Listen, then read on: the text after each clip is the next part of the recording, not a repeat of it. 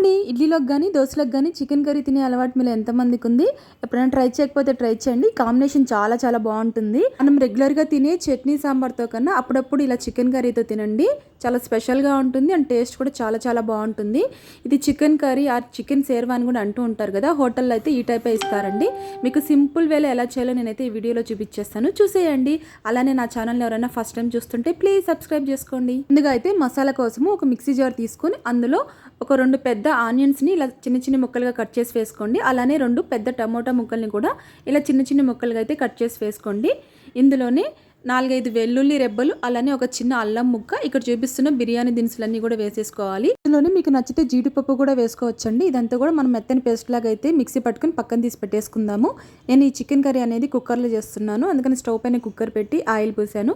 Oil కొంచెం వేడెక్కిన తర్వాత మనం ముందుగా మిక్సీ పట్టుకుని ఈ మసాలానంతా కూడా వేసేసుకోవాలి. మసాలా అంతా కూడా కింద మాడకుండా మధ్య మధ్యలో కలుపుతూ మసాలా అనేది దగ్గర పడేంత వరకు అయితే మనం దీన్ని కుక్ చేసుకోవాలండి.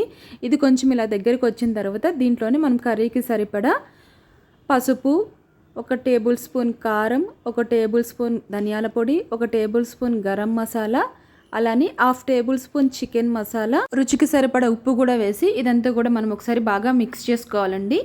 ఈ మసాలా అంతా కూడా బాగా కలుపుతూ అయితే మనము ఆయిల్ అనేది పైకి తేలేంత వరకు అయితే బాగా ఫ్రై చేసుకోవాలి.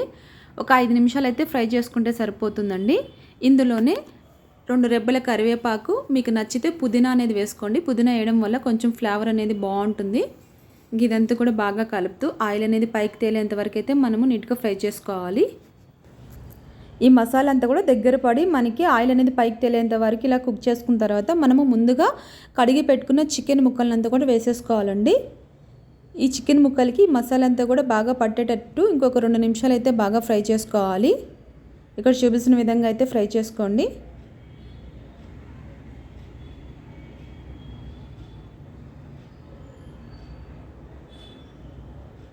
ఇదైతే ఒక 2 నిమిషాలు బాగా ఇలా ఫ్రై చేసుకున్న తర్వాత మనకి చికెన్కి మసాలా అంతా కూడా బాగా సరిపోతుంది.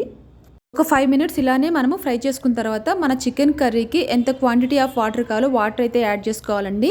నేనైతే ఇది దోశలోకి చేస్తున్నాను కాబట్టి కొంచెం వాటరీగానే చేస్తున్నాను. మీరు రైస్లోకి కానీ చపాతీలోకి కానీ చేసుకోవాలనుకుంటే కొంచెం వాటర్ అనేది తగ్గించండి. సేమ్ ఇదే ప్రాసెసే.